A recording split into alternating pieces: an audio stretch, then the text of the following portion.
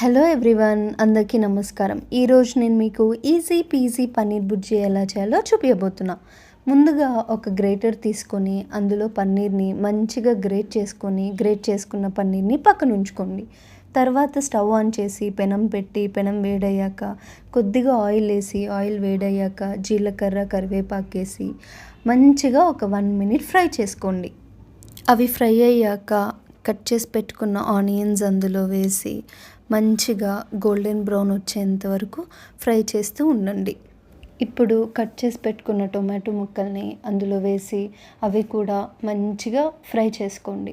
ఇప్పుడు టొమాటో ముక్కలు ఫ్రై అయ్యాక మీ టేస్ట్కి తగ్గట్టు సాల్ట్, పసుపు, కారం, ధనియాల పొడి, గరం మసాలా వేసి అవి కూడా మంచిగా ఫ్రై చేసుకోండి.